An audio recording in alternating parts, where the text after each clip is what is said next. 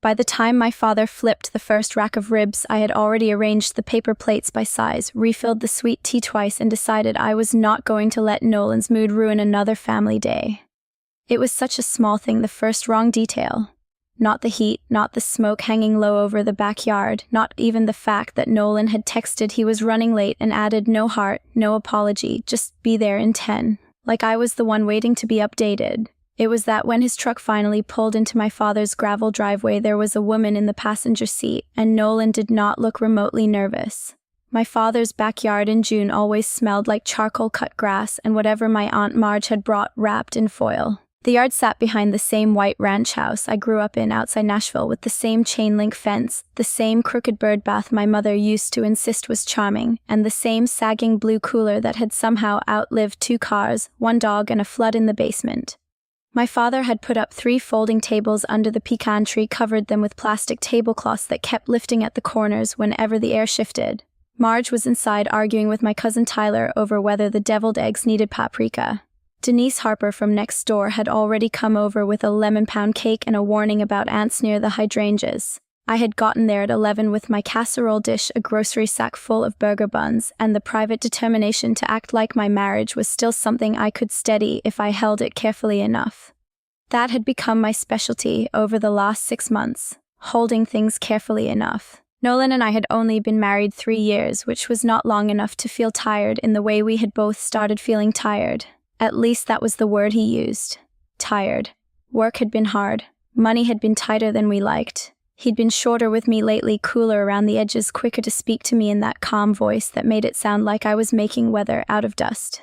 I had spent months translating his distance into explanations that did not threaten the whole shape of my life. Stress. A phase. A bad season. Men shutting down when they feel cornered. All those little respectable lies women tell themselves when they are not ready to use the bigger words. So I showed up early to my father's cookout, tied my hair back with the blue elastic I kept around my wrist, and made myself useful. That was always the safest place in my family. Not the prettiest, not the loudest, not the one anyone hovered over, just useful. I was the daughter who remembered ice napkins, and who couldn't have onions. When my mother was alive, she used to touch the back of my arm and say, "You always see what needs doing before anyone asks." She meant it as love. After she died, it slowly became my whole position in the room. "Leah," my father called from the grill. "You put the extra sauce out yet? Top shelf in the fridge," I said. "I'll grab it." He gave one short nod. That was my father's version of gratitude in public. He was not cold.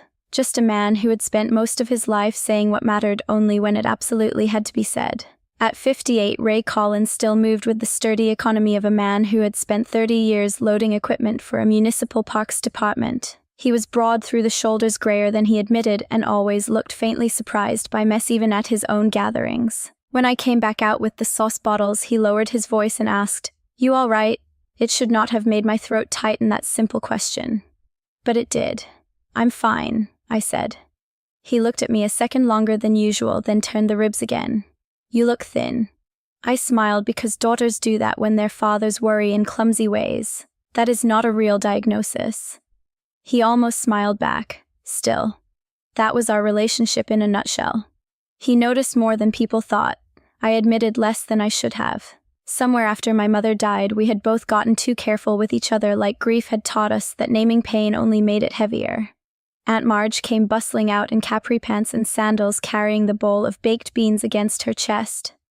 "Tyler ate 3 deviled eggs before noon and lied to my face about it," she announced to nobody in particular. Then she saw my expression and gave me a quick once-over. "Honey, you need some lipstick. Nolan bringing anybody from work. I remember you said there might be people." "I don't think so," I said. That was true, or at least it had been the last true version of the day. By 1:30, my cousin and his wife had arrived with their little boys. The boys were chasing each other through the yard with red popsicle mouths and no shirts on. Country music was playing low from the old Bluetooth speaker clipped to the porch rail.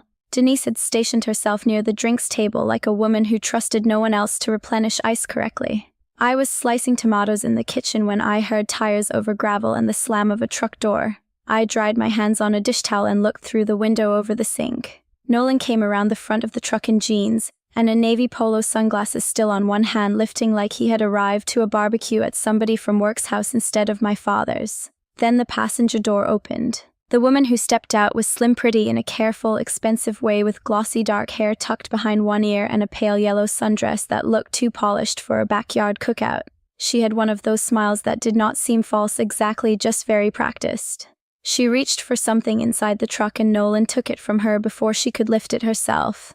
Not flirtatious, not obviously intimate, just easy. Too easy. For one suspended second I thought maybe I knew her. Some wife from his office, somebody passing through, a mistake that would become ordinary as soon as it was explained. Then Nolan looked toward the yard, saw me in the window, and gave me a small, unreadable smile that made my stomach go cold. I walked outside with the tomatoes still on the cutting board behind me. "Hey," he said when he got close enough, like he was 10 minutes late to dinner and nothing else. He kissed my cheek. His lips were cool. "Sorry." Traffic off Murfreesboro Pike was ridiculous. The woman stepped up beside him. "This is Ava," he said. That was it, not my coworker Ava, not Ava from the office, not she was in the area, just a name set down between us like I was supposed to know where it belonged. Ava smiled at me with a kind of soft caution that instantly offended me more than open boldness would have. "Hi. Leah, right. It's really nice to finally meet you." Finally. I heard that word the way you hear a glass crack in another room. My father had turned from the grill. Aunt Marge had come to full stop near the beans table. Even Denise, all the way by the drinks, had gone still behind her sunglasses. I looked at Nolan. Finally, he let out a breath through his nose like we were already in the tiresome stage of a conversation I had not agreed to have. Ava was with me when I left the office. She didn't have anywhere else to be this afternoon, so I told her to come by. I figured it wasn't a big deal. There are moments when the body understands before the mind does. My face stayed composed because it had been trained to do that. My chest, though, felt suddenly hollow, like a step had disappeared under me. "Ava," Aunt Marge said brightly, "because there is no emergency American families cannot initially try to solve with a tone problem." "Well, come on then, sweetheart. We've got enough food for a church picnic." "Thank you," Ava said. Nolan glanced at me. "Can we not do this out here?" The cruelty of that sentence was so refined it almost missed the room. Almost. He had brought another woman into my father's yard, and somehow I was already being warned about my timing. "I'm sorry," I said, because my mouth still belonged to the version of me that thought clarity could be postponed if I was careful enough. "What exactly am I supposed to be doing?" His smile tightened. "Just being normal." Being normal. At my father's house. With some woman he had apparently expected to finally meet me. My father set the tongs down on the grill shelf. I saw him wipe his hand once on the front of his jeans, an old habit when something irritated him. He did not speak. Not yet. Denise looked away first, which told me more than if she had stared. Nolan touched the back of my elbow lightly, the way you guide someone who is making a scene in a restaurant. "Leah," he said under his breath, "don't make this ugly." I think that was the moment my humiliation shifted from confusion into something sharper. Not loud anger. Not yet. Something more precise. Because it was one thing to be hurt, it was another thing to realize the person hurting you expected your best quality to help him do it. So I stepped back. "Of course," I said. He nodded once, relieved, and turned away from me first. That was the part I would remember later, the confidence of his back. The afternoon kept moving because afternoons do. Children still yelled. My cousin still cracked open a beer and asked who wanted mustard on their burger. Aunt Marge ushered Ava toward the patio table with the plastic cutlery and started asking where she was from in a voice half an octave too high. Nolan drifted toward the grill to talk to my father as if he had brought a bottle of wine and not a private humiliation in a yellow dress. I stood for a moment beside the folding table, looking at the sweating bowl of potato salad I had made that morning, the paprika sprinkled in a neat red dust over the top. Then I did what I always did. I picked up a stack of plates and carried them where they needed to go. For the next 20 minutes, the whole yard seemed to tilt by degrees I could feel but not prove. Ava was not loud. That made it worse. She did not cling to Nolan or laugh too hard or behave like a woman trying to win. She behaved like a woman already briefed on the atmosphere. She thanked Aunt Marge for the lemonade. She complimented Denise's hydrangeas. She tucked her dress under her knees when she sat down in one of the folding chairs like somebody raised correctly. And Nolan. God, Nolan kept using that same even voice with me, asking where the burger buns were, whether I'd set out the pickles, whether I knew if my father still kept lighter fluid in the truck bed. Each small question performed normalcy by force. At one point, I went inside to get more napkins, mostly because I needed walls around me for 30 seconds. The house was cool and dim compared to the yard. My mother's old clock still ticked over the stove. The yellow dish towel with faded lemons hung from the oven handle exactly where I had left it. I stood there with my hand on the counter, pressing my thumb hard into the inside of my wrist, and told myself 3 things in order. Do not cry. Do not break in your father's kitchen. Do not let them turn your reaction into the problem. I heard the screen door slap behind me and footsteps cross the linoleum. I assumed it was Aunt Marge. It wasn't. Ava moved past the kitchen doorway and went straight to the cabinet beside the refrigerator. Not hesitantly, not looking around first. Straight there like she had opened it before. She took down a white serving bowl with blue painted cornflowers around the rim. My mother's bowl. I stared so hard the room seemed to narrow around that one object in her hands. Ava turned and saw me. Just for a second something unreadable crossed her face. Then she gave a little apologetic smile. Nolan said this was where the extra bowls were, she said. Nolan said. From outside someone called for more sauce. The speaker on the porch clicked into another song. My father laughed once at something my cousin said, but it sounded wrong, thin and delayed. I looked at the bowl, then at Ava, then past her through the back window where Nolan was leaning into the open console of his truck searching for something. A gust of hot air pushed through the screen door as I stepped back outside. Nolan straightened with a red plastic lighter in one hand. The truck console was still open, and there, tucked beneath a stack of receipts and a tire pressure gauge, I saw a manila folder with yellow tabs marking pages inside. My name was written across the top in Nolan's handwriting. And suddenly I knew the cookout and the papers belonged to the same day for a reason. I did not march across the yard. I did not throw the bowl. I did not ask Ava to leave in the voice people save for movies and cousins they never speak to again.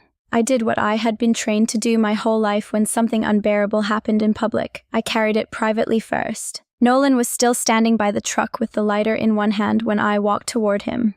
My legs felt oddly steady, which frightened me more than shaking would have. Around us, the afternoon kept pretending to be ordinary. My cousin's boys were arguing over a squirt gun by the fence. Aunt Marge was calling for somebody to bring the buns out. A fly kept circling the tray of sliced tomatoes I had abandoned in the kitchen.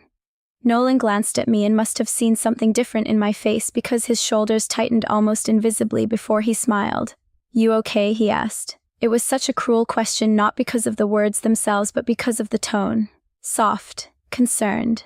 A man checking whether his wife was becoming difficult. I looked at the open console. "Why are the transfer papers in your truck?" His expression barely changed. He clicked the lighter once with his thumb, not lighting anything, just making that dry metallic sound. "Leah, why are they in your truck?" He lowered his voice. "Not here." My laugh came out small and strange. "You brought your mistress to my father's house, Nolan. I think we crossed not here a while ago." He looked past me toward the grill, then back at me, calculating. "Ava is not my mistress. Then why did she say it was nice to finally meet me? That is what you're going with," he said. A sentence I had known this was coming before he even started. The gentle correction. The narrowing of reality until I sounded childish for reacting to the thing that had actually happened. "She knew where my mother's bowl was," I said. "She walked into the kitchen like she belonged there." He exhaled through his nose, patient now. I told her where the extra bowls were. "Jesus, Leah," she asked if she could help. "And the paperwork." His jaw moved once. "That is separate." The word separate landed so hard inside me I almost lost my balance. Separate. As if the woman in the yellow dress and the tabs marking where I was supposed to sign were just 2 unrelated inconveniences that had accidentally arrived on the same day. "For weeks you've been asking me to sign those papers," I said. "For weeks you've been saying it would simplify things, make things easier, streamline ownership.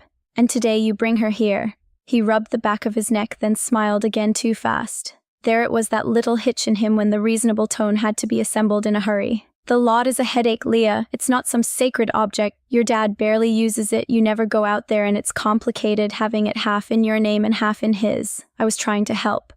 Help. The word almost made me angry enough to stop being hurt. The property he was talking about was not a house, not even much of a property by most people's standards. It was a narrow piece of land with a weathered fishing cabin and a small dock on Old Hickory Lake, the place my mother had insisted was worth keeping after her own parents died, because in her words, everybody in a family deserves one place that doesn't have to be earned over and over. She and my father had spent 3 summers patching the roof and repainting the shutters themselves. After she got sick, she would sit on that dock in a lawn chair with a blanket over her knees and say the water still made her feel like time could be trusted. When she died, her share had passed to me.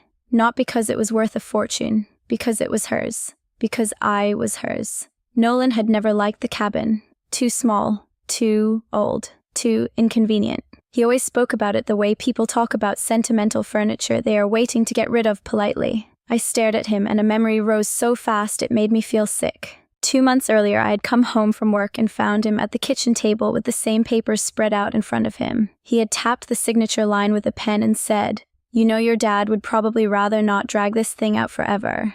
When I said I wanted to think about it, he had leaned back in his chair and given me a tired look. "You make everything emotional," he'd said.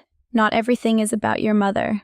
At the time, I had gone quiet, not because it did not hurt, but because it did. Because he had said the one thing that could make me feel embarrassed for still caring. I had heated up leftover soup, changed the subject, and hated myself later for letting the moment slide away like that. Now standing beside his truck with flies drifting through the heat and smoke blowing low from the grill, that memory changed shape completely. It had not been impatience. It had been rehearsal. "You were never trying to help," I said. His face flattened. "You are upset, I get that. But you are folding 10 things together and making a story because that's easier than admitting this marriage has been hard for a long time." The sentence hit me where he meant it to. That was the problem with men like Nolan. They never lied in broad colors if a muted version would do more damage. Our marriage had been hard for a long time. He had been withdrawing for months.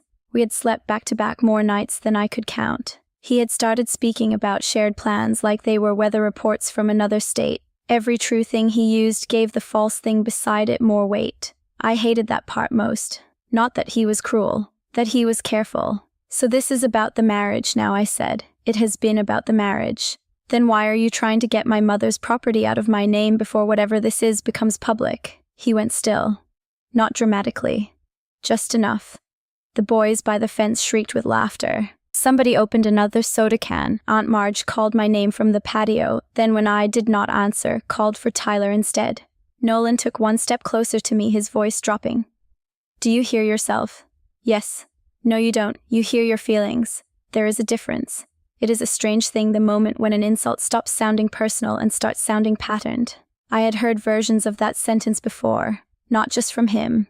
From other people too, over the course of a life spent being good at absorbing discomfort. "Calm down. Don't take it that way. You're tired. You're sensitive lately. We're all trying our best here." The whole culture of making a woman feel childish for noticing what is being done to her. For the first time all afternoon, my shame shifted direction. Away from me. Toward him.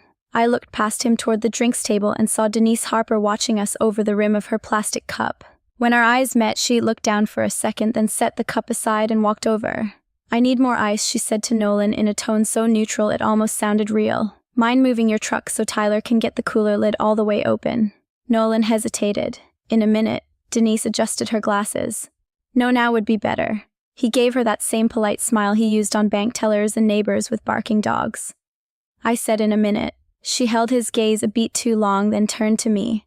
"Leah, honey, can you help me inside?" It was not really a question, and I was grateful for that. I followed her into the house without looking back. The cool air hit my damp skin like a hand laid flat between my shoulder blades. Denise waited until we were in the kitchen before she spoke. "I'm going to say this once," she said quietly. "You are not imagining the shape of this." I stared at her. She glanced toward the doorway and lowered her voice even more. "Tuesday, he came by while your daddy was still at work, said he was trying to be proactive, asked me whether a transfer deed had to be notarized in person if both owners were agreeable." She paused. "He said you were sentimental about the cabin, but once things settled down you'd probably come around." For 1 second I could not feel my hands. Denise had helped my father after my mother died, not as a lawyer, not as anything official on paper, just as the kind of neighbor who knew which office closed early on Fridays and which clerk would explain things without acting impatient. If Nolan had gone to her, he had gone on purpose. He had gone because he thought women like Denise and me existed to make men's practical messes move more smoothly. "What did you tell him?" I asked. "That he needed to speak to your father. And to you." Her mouth tightened. "He didn't like the second part." I leaned against the counter because my knees had gone weak all at once. The kitchen smelled like mustard-cut watermelon and the lemon dish soap my mother used to buy in bulk. I looked at the blue cornflower bowl sitting near the sink and suddenly had to blink hard. My mother had once told me the summer before I married Nolan that he was very good at sounding settled. We had been at the cabin folding beach towels still warm from the dock, and she had said it almost absently like a weather thought. "That can feel like safety when you're young," she'd said. "Just make sure settled isn't the only thing he offers you." I had laughed then and kissed her cheek and told her not to become one of those mothers who saw doom in every son-in-law. She'd smiled and let it go. Now the memory came back with new edges, not because she had predicted this exactly, because she had seen something in me that I had not seen in myself, how hungry I was for a calm-looking life, how easy that hunger made me to guide. "Why didn't you tell me?" I whispered. Denise's face softened. "Because I thought he was overstepping, not staging something, and because sometimes older women get too used to waiting for men to reveal themselves plainly before we let ourselves interfere." She reached for the ice tray, then stopped. "I'm sorry." I nodded, though I could barely feel my head move. From the backyard came the scrape of a chair, then my father's voice, low and unreadable. Nolan answered him. I could not hear the words. Denise touched my forearm. "Your daddy knows more than he's saying." I looked toward the back window. My father was standing near the grill with the tongs in one hand and a dish towel thrown over his shoulder. Nolan had moved closer to him, smiling that careful smile again. Ava sat at the patio table with Aunt Marge, hands folded in her lap, composed as a guest at a shower. Anybody glancing out from a distance would have seen an ordinary summer afternoon. Family, food, a little heat, nothing more. But I could feel it now, clean and cold beneath the surface. Nolan had not brought Ava because he had stopped caring what people thought. He had brought her because he did care. He wanted witnesses to the sight of me being displaced. He wanted my father's yard, my family's manners, my own reflex to keep peace, all working in his favor at once. He wanted the afternoon to do part of the job for him, humiliate me first, soften me, make me look unstable if I objected, then slide the papers back across a table later and call it resolution. Something inside me rose then, not loud, not wild, just final. I walked past Denise and pushed open the screen door. The heat hit me again, heavy and bright. My father turned his head at the sound. Nolan started to speak. Before he could, my father set the tongs down on the grill shelf, wiped his hand once on the dish towel, and said into the sudden stillness of the yard, "You didn't bring her here by accident." Before anyone spoke, the whole yard changed shape. It was the silence that did it. Not a loud silence, not dramatic, just the kind that falls when every person in one place realizes at the same time that the polite version of the afternoon has run out. Nolan gave a short laugh almost under his breath. "Ray, come on." My father did not raise his voice. He did not point. He stood there in the smoke and heat with the tongs resting on the grill shelf and the dish towel in his hand, looking not angry exactly, but finished. "No," he said. "You come on." Aunt Marge's mouth had gone slightly open. Tyler, halfway through reaching for a burger, let his hand drop back to the table. Denise stood near the drinks with her arms folded, now not pretending to arrange anything. Even the boys by the fence had gone still for a second, sensing the weather change before they understood it. Ava sat very straight in her folding chair, one hand closing around the paper cup in her lap. Nolan looked around the yard the way men do when they still think charm might work if they apply it broadly enough. "This is getting way bigger than it needs to be." My father nodded once. "That's because you brought something big to my house and expected us all to pretend it was small." Nolan glanced at me then, and I saw the calculation behind his face shift again. Less confidence now. More triage. "This is between me and Leah," he said. The sentence might have worked an hour earlier. It might even have worked 10 minutes earlier when I was still trying to protect the shape of the day from collapsing around me. But now it landed in the middle of the yard. Like what it was one more attempt to reduce something structural into something private enough to control. "No," I said, and my own voice surprised me with how steady it sounded. "You made sure it wasn't." He turned fully toward me. "Leah, not my wife, not honey." Just my name in that quiet warning tone, the one that always implied I was one choice away from becoming unreasonable. This time it did not work. My father picked up the tongs, shifted the ribs to a cooler spot on the grill, then set them down again with deliberate care. It was such an ordinary movement that it somehow made everything sharper. "You came by on Tuesday," he said to Nolan. "Asked me whether I thought Leah would be willing to let the cabin lot go if things between you two kept heading south." Aunt Marge made a small sound in her throat. Tyler looked from my father to me so fast he nearly knocked over the mustard bottle. Nolan's face tightened. "That is not what I said." My father met his eyes. "You said she gets emotional about sentimental things, and sometimes practical decisions have to be made for the sake of moving on." He wiped his hand once on the towel. "You also said I'd probably agree it was easier if ownership got streamlined before there were hard feelings." I felt something pass through me, then something like grief and relief at the same time. Not because my father had proof, because he had listened. Because he had heard the shape of it even before today and had not dismissed it as my imagination. Nolan looked at me again, then at the others, and smiled that strained, careful smile. You're piecing things together in the worst possible way. Leah and I have been having problems for months. We've talked about the property because it's one of several loose ends.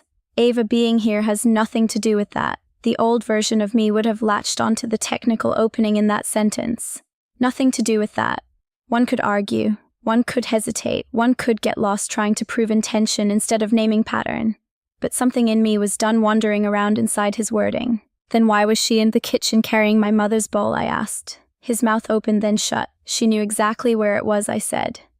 You told me she was just with you after work. You told me the papers were separate. You told me not to make this ugly. And all afternoon you've been acting like the worst thing here is how I might react. Ava finally stood up. Her face had lost color, though she was still trying to hold on to composure. Nolan, she said quietly, I think I should go. Nobody moved to help her. That mattered more than I would have expected. Not because I wanted her trapped there. Because for the first time all day the room, or the yard, I supposed had stopped arranging itself around Nolan's comfort. He took one step toward her. Ava no, I said. He looked at me. The anger I had expected never came, not in the wild way people imagine justice. What came instead was something cleaner. A kind of emotional exactness I had never fully allowed myself because I had always thought restraint meant softening the truth. It didn't. It just meant saying it without decoration. You do not get to hide behind confusion anymore, I said. You brought her here on purpose. You brought her here because you wanted my family to get used to looking at me like I was the extra person. You wanted this to feel awkward and blurry and polite so later when you pushed those papers again, I'd be too embarrassed to fight with you. Nolan actually blinked, and that small involuntary movement gave me more satisfaction than any shouting could have. Leah.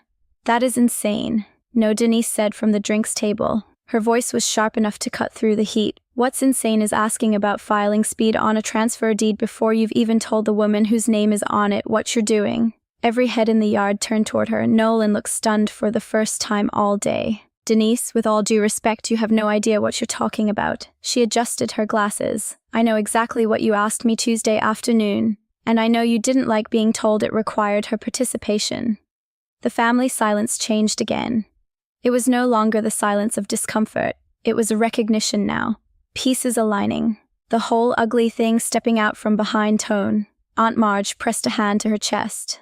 Nolan, she said, and there was no more fake brightness in her voice. Did you really ask about that property behind Leah's back? He spread his hands. I wasn't behind her back. I was trying to solve a problem. There it is, I said, and my own voice almost broke on the last word, not from weakness but from the force of finally hearing the whole thing named correctly.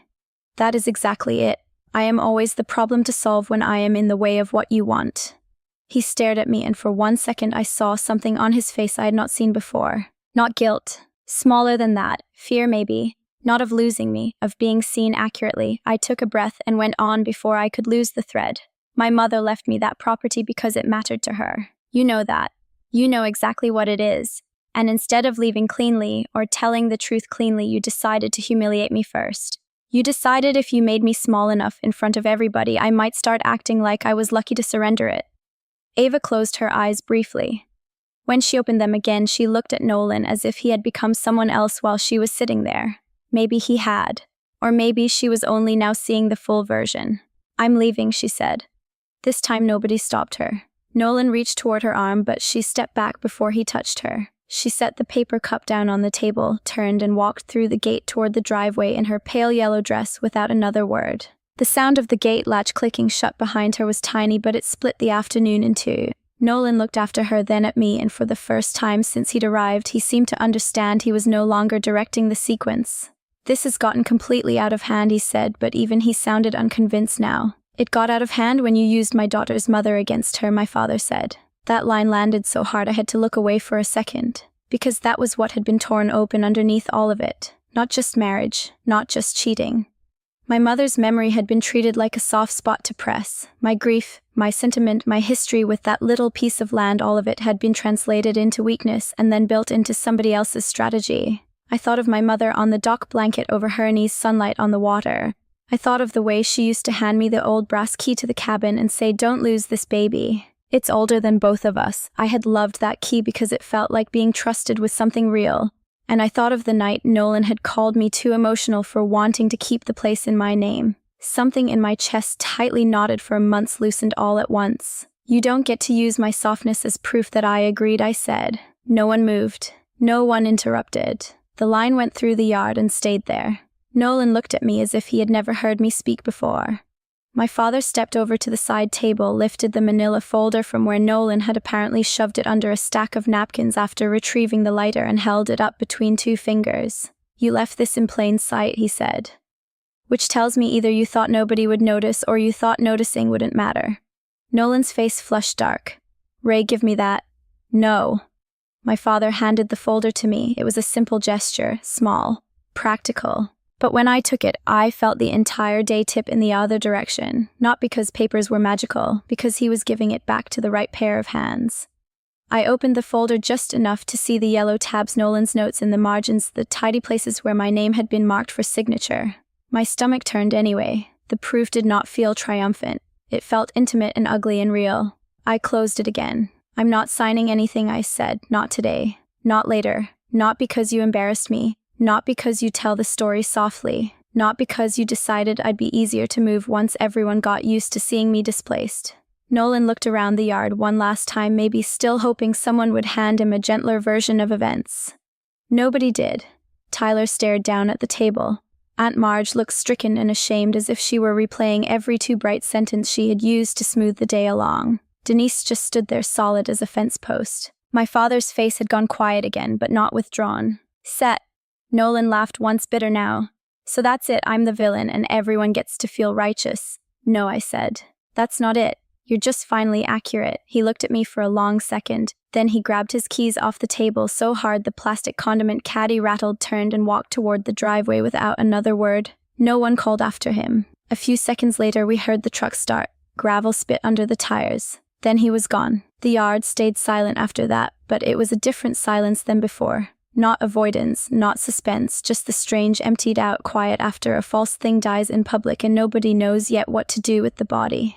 Aunt Marge was the first to move. She picked up a stack of paper plates, put them down again, and then crossed the yard to me with tears already standing in her eyes. "Oh, honey," she said, and that was all. No fixing language, no smoothing. Just the truth of my hurt finally meeting another person's face. I nodded because I could not trust my voice yet. The rest of the afternoon ended in pieces. Tyler packed up the boys earlier than planned. Denise wrapped the pound cake back in foil and squeezed my shoulder before she went home.